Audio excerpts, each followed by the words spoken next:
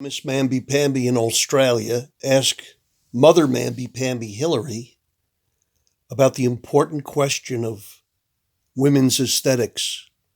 And when you listen to Hillary's ridiculous reply, I want you to consider people like Margaret Thatcher or Jean Kirkpatrick or any number of great, successful ladies in positions of power. Margaret Thatcher was the Prime Minister of England 30 some odd years ago when Reagan was our president. And Hillary talks like she's the first woman to come along. Forget Joan of Arc, who donned a suit of armor and went into battle. But this woman is so myopic because she can't see the world or anything in the world without the prism of her own life's eye lens. It's all about her all the time. So let's listen to this inanity and think about the great women and whoever commented on what they wore, because I don't remember it, but we'll listen. Entitled The Scrunchy Chronicles, 112 countries, and it's still all about the hair. I'm wondering whether what happened should have been entitled Almost 66 Million Votes, and it's still all about the hair. Can you talk to us about how this question of appearance just drags at women leaders? Well, look, the double standard is alive and well, and it is more difficult for women in public positions.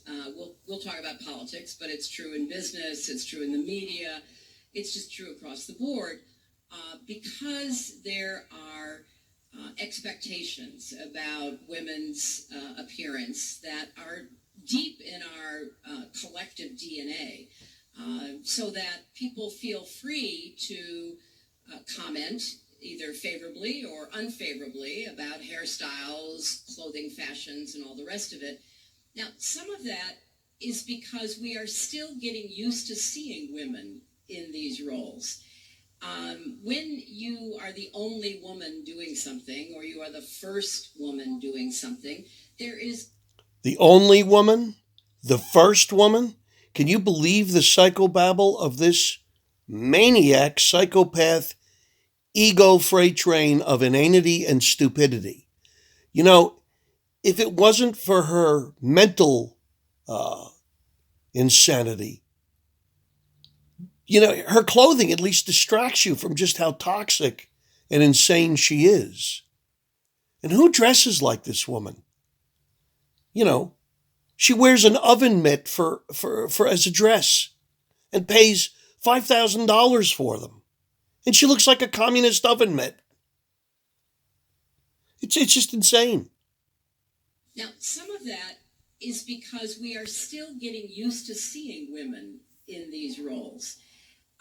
When you are the only woman doing something, the only woman, the first woman, there is no basis of comparison. Right. And so the attention is, really focused on the superficial, in part because people... If Hillary falls in the woods and there isn't a million women there to watch it, did it ever happen and did it make any noise? People are trying to make sense of it. In politics, men come in all sizes and shapes.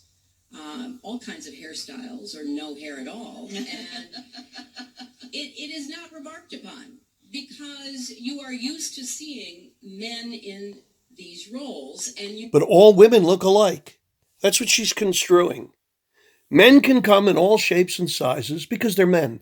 And you see, if you have a penis, but you wear a suit and tie and you cover up your whole body like men do, they have an advantage, right? They could be short and bald or tall and skinny, and right? They could look as gangly as Abe Lincoln, who was known as an ape in his day. The very term ape-as, to make someone look like an ape, was coined when the Horace Greeleys of the world used to draw cartoons of Lincoln like he was part Sasquatch because he was so gangly looking. And until recently in history thought he had Marfan's disease. Or Stephen A. Douglas, his rival, who looked like a short little porker. He could be the antithesis. He's the opposite of Hillary. He just has Same exact body as Hillary, only a man. They cartooned him looking like Porky the Pig. But see, that doesn't happen to men, right, Hillary? It only happens to you. And it's all about another excuse for why you lost. You're psychotic. Or also because that's who that's who you are expecting to see. You are also, very used to seeing differences in how they present themselves.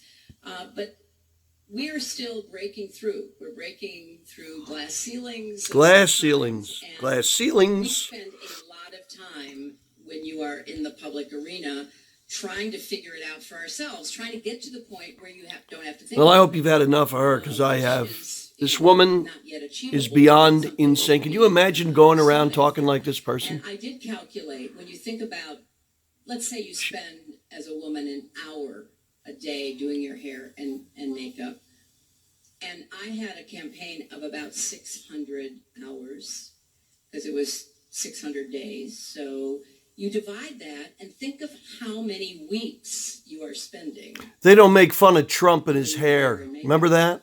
I mean, They never did that. This woman's nuts. She needs to be put in a rest home.